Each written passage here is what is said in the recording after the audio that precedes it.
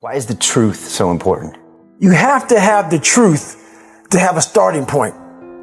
And your true self is found in that very uncomfortable zone. We all look for toughness. We all want it. But we look for it in a comfortable environment. You will not find toughness in a comfortable environment.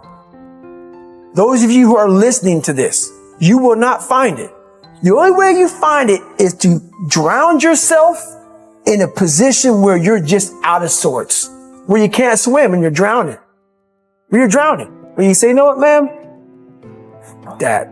Once you come face to face with who you are, you have a starting point. It's in our head saying, you know what, man? Dude, you're not doing shit. You're wasting a bunch of percentage here. In this other 80% is suffering, pain, failure, self-doubt, darkness, and then a whole bunch of light. But to get to this light, you gotta go through all of this shit. You're not succeeding, you're not achieving. It's because you're afraid to go in that dark place to find yourself.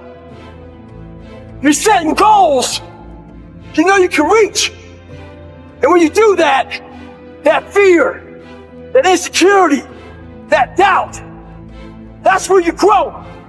You must always set goals that you think you cannot achieve. And then there you get better. When that alarm clock goes off at 4 or 5 in the morning, your mind says no. You just say, this is what we do. It's what we do now. Because to get to where you want to go, the amount of pain involved, the amount of mental pain of how many times you're going to have to do something that you don't want to do to get to where you want to go. Every day, you must ask yourself, did I do enough?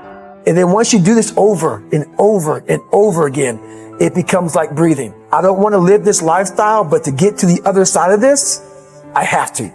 So if you really want it, you realize what trying is and what trying is not. Your brain is the most powerful weapon in the world.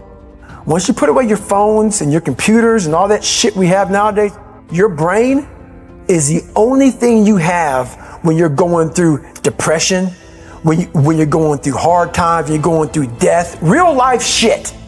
You can't Google that shit, man. You're alone.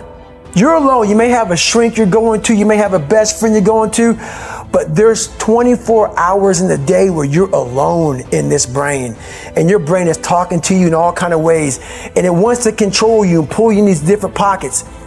If you can't control your own brain and your brain controls you, you're fucked. You got to tell your brain where you want to go and how you want to go and how you want to get there. You got to control it. If not, it's over. So all I knew back then was hard work. You got to work hard. You got to work hard. I can't get this paragraph. I can't remember what the fuck's in this paragraph to pass this test to get in the military. Read again. Still not getting it. Read again. But if you're not getting it, write it out.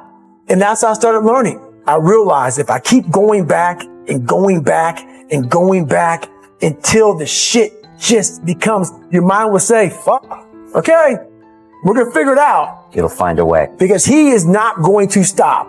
It's not like, I'm going to try one more time. No, alarm clock goes off, boop, we're going back. I can't read right, we're going back. I gave myself no way out, and my mind realized that. They said, okay, we're going to adapt and overcome now. That was my mindset. And that's how you get through things. You immerse yourself wherever it is, and you become that. And that became my new norm. I gave myself no way out. There was nothing outside these walls of hell. Nothing.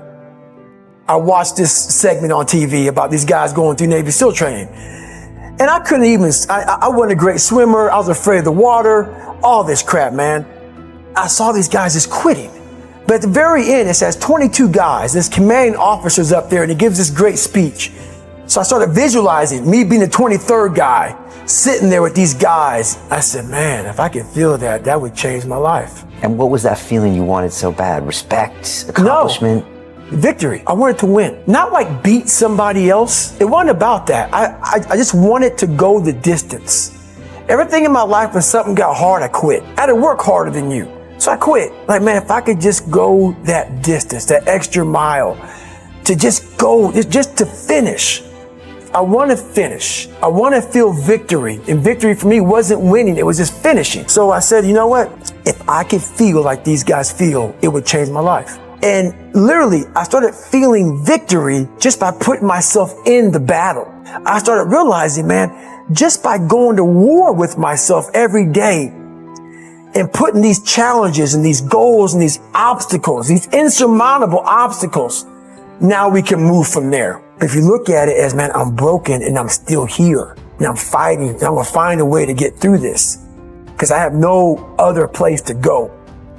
It gives you a lot of power, and no one really finds themselves without going through trials, tribulations, suffering, accountability. And accountability is suffering. Being accountable every fucking day for doing right for yourself, for the people next to you, it's miserable. The more I do this, the more I gain confidence. And then the more I gain confidence, the more I realize, fuck these Navy SEALs, man. These guys can't do what I'm doing right now. I had no coach, had no trainer, had no money. I didn't know how to lose weight. I had no knowledge of what I was doing. I was just working. I was just sacrificing. But I would have never found these tools if I didn't put myself in a very uncomfortable place. And your true self is found in that very uncomfortable zone. That's where he came from. He came from all these fucked up obstacles. And now he's there. So everybody goes, how do you do that? You know exactly how to do that.